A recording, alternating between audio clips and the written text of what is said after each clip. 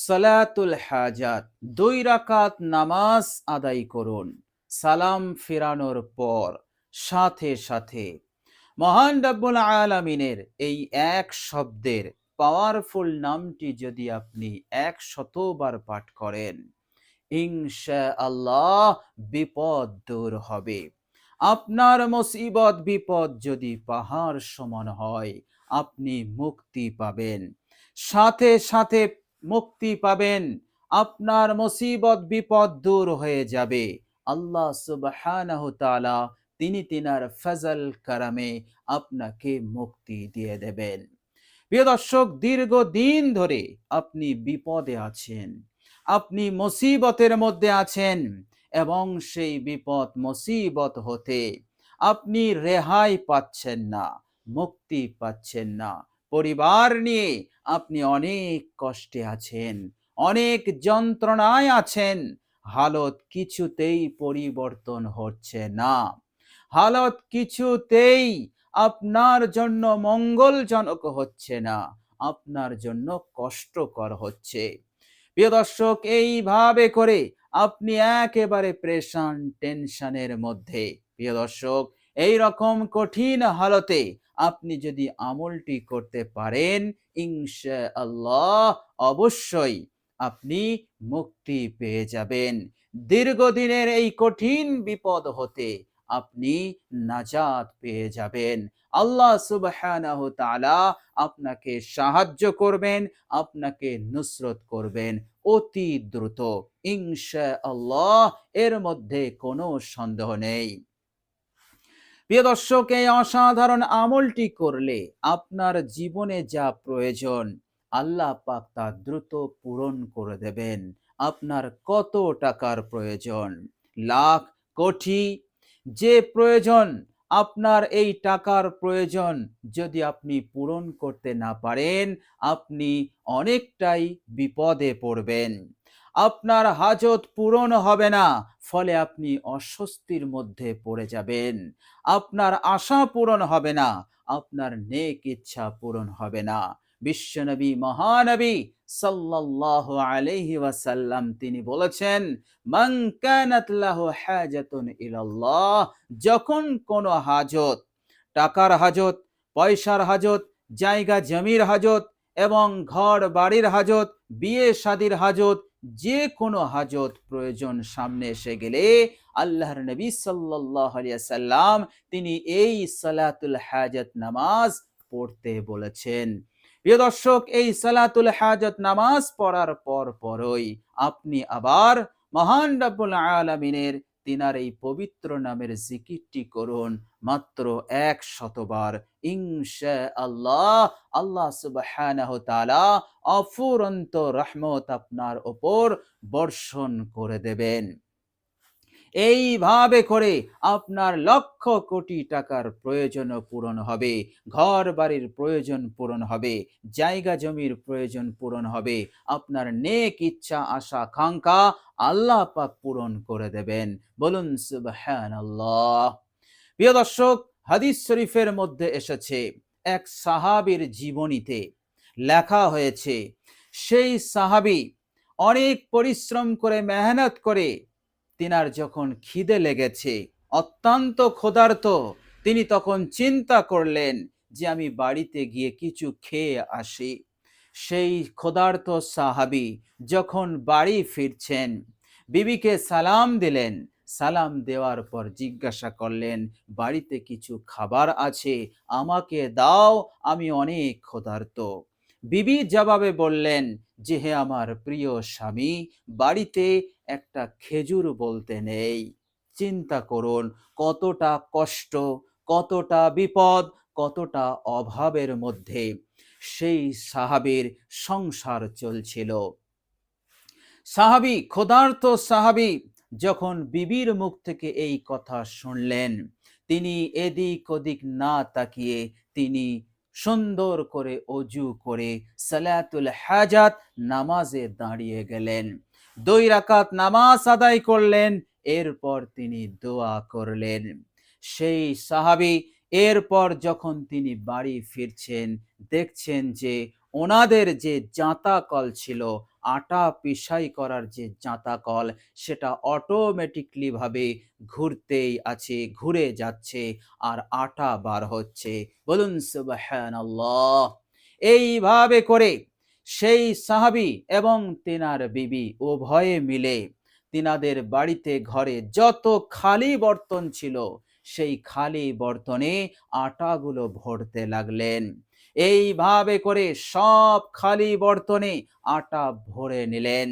এমনকি বস্তা বোরা যা ছিল সব ভরে নিলেন। এরপরেও আটা বার হয়েই যাচ্ছে। তিনাদের কাছে আর কোনো খালি বস্তা নেই, বোরা নেই, বর্তন নেই। সাহাবী চিন্তা করলেন যে এইভাবে যদি আটা বার হয় তো তাহলে আল্লাহ পাকের এই নিয়ামত নষ্ট হবে, এগুলো নষ্ট হয়ে যাবে। এই জন্য তিনি সিদ্ধান্ত নিলেন যে জাঁতা কল যেটা ঘুরছে এটাকে আমি বন্ধ করে দেই। তিনি হাত দিলেন, বন্ধ হয়ে গেল। এরপর আটা বার হওয়াও বন্ধ হয়ে গেল।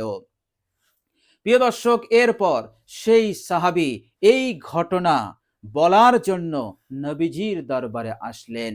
নবীজি সাল্লাল্লাহু আলাইহি ওয়াসাল্লামের সম্মুখে যখন ঘটনাটি বলা হলো, আল্লাহর নবী সাল্লাল্লাহু আলাইহি সাল্লাম বললেন, হে আমার সাহাবী, তুমি যদি হাত দিয়ে ওই জাঁতা কলটা বন্ধ না করতে, কিয়ামত পর্যন্ত ইলা ইয়াউমিল কিয়ামা, কিয়ামত পর্যন্ত ওই জাঁতা কলটা ঘুরতেই থাকতো।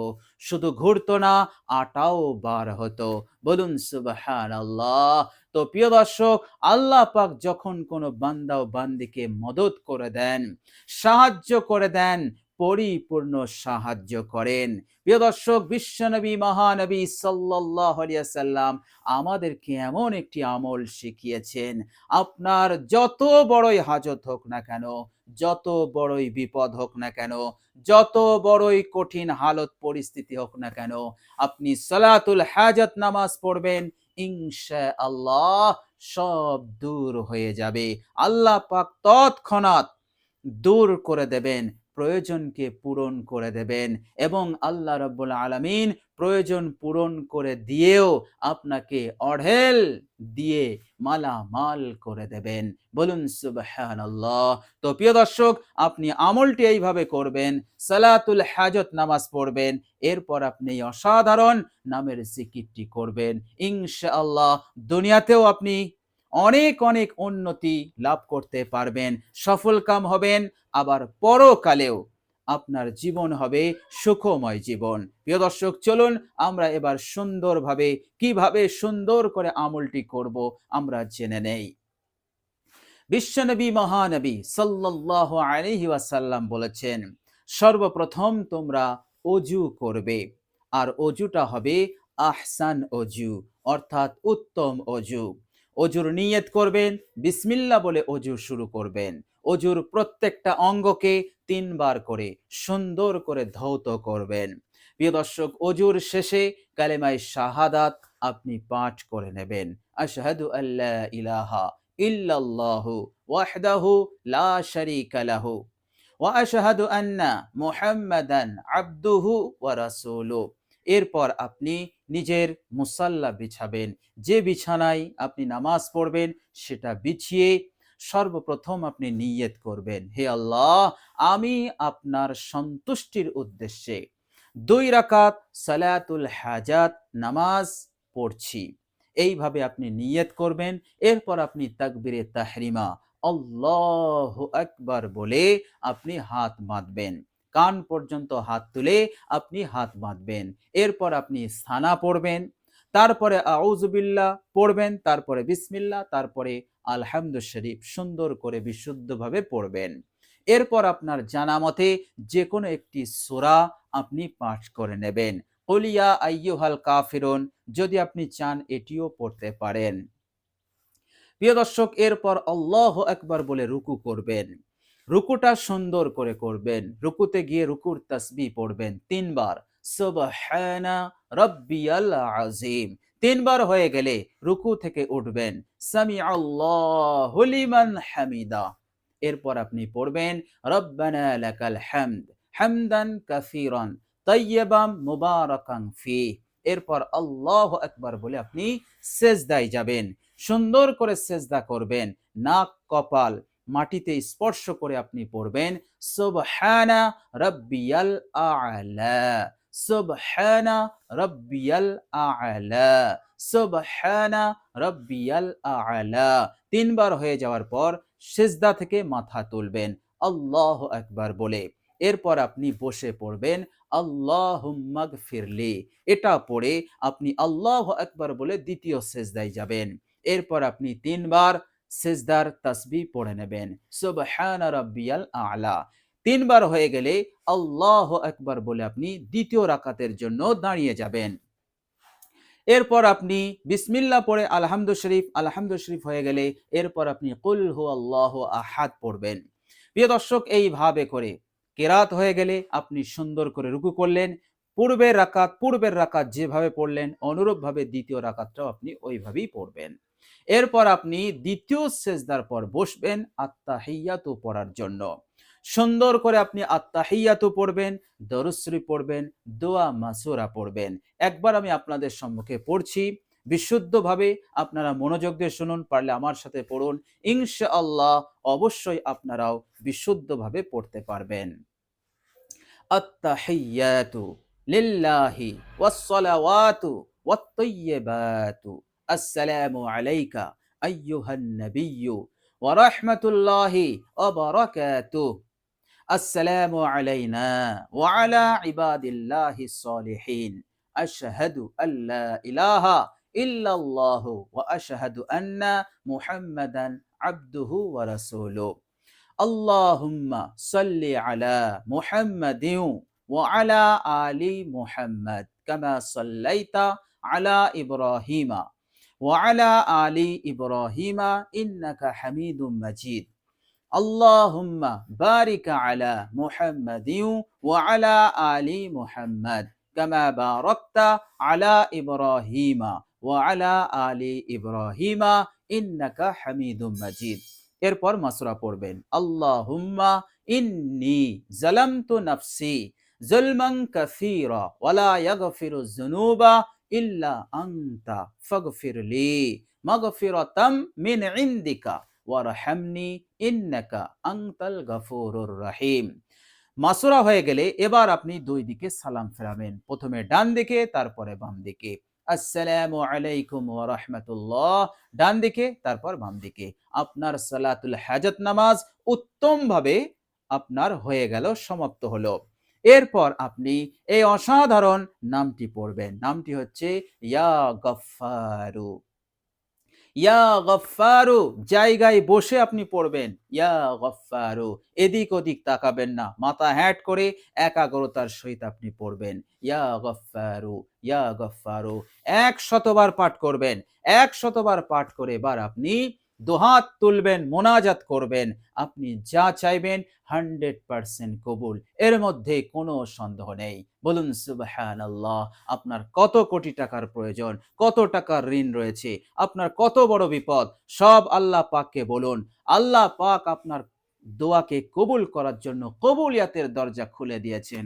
আপনি যা মাংবেন, যা চাইবেন, সাথে সাথে তাই পাবেন ইনশাআল্লাহ। এটা আমার কথা নয়, এটা হাদিস বলছে, আর হাদিস কখনো মিথ্যা হয় না। বলুন সুবহানাল্লাহ। এমন সত্যবাণী, এমন সত্য কালাম আমরা লাভ করতে পেরেছি আমার আপনার নবী রাহমাতুল লিল আলামিনের বরকতে ওসিলাতে। বলুন সুবহানাল্লাহ। তো প্রিয় দর্শক, যেভাবে আমি আমলটি করতে বললাম আপনারা আমলটি করবেন, দিনে হোক রাতে হোক যখনই আপনার সময় হবে আমলটি করুন, ইনশাআল্লাহ ফলাফল 100% নিশ্চিত, এর মধ্যে কোনো সন্দেহ নেই। প্রিয় দর্শক, আল্লাহ রাব্বুল আলামিনের কাছে দোয়া করি আল্লাহ রাব্বুল আলামিন যেন আমাদের সকলকে কবুল করে নেন। আল্লাহ রাব্বুল আলামিন যেন এই দুনিয়ার হাজত প্রয়োজনকে তিনি পূরণ করে দেন, মঙ্গল কল্যাণ দিয়ে নিয়ামত দিয়ে মালামাল করে দেন, আর অমঙ্গল অকল্যাণ বিপদ আপদ মুসিবত হতে, রোগ ব্যাধি হতে আল্লাহ পাক যেন আমাদেরকে হেফাজত করেন। মৃত্যুর পরের জীবন লম্বা জীবন, আখিরাতের জীবন, সেই জীবনে আল্লাহ পাক যেন প্রথম সুযোগে জান্নাতবাসী করেন। আমিন সুম্মা আমিন। প্রিয় দর্শক, কমেন্ট বক্সে একবার আমিন লিখে দেবেন। আজ এ পর্যন্তই। সকলে ভালো থাকবেন, সুস্থ থাকবেন। ভিডিওটি ভালো লাগলে একটি লাইক এবং শেয়ার করে দেবেন। প্রিয় দর্শক, শেষে আমার আন্তরিক সালাম নেবেন। আসসালামু আলাইকুম ওয়া রাহমাতুল্লাহি ওয়া বারাকাতুহু।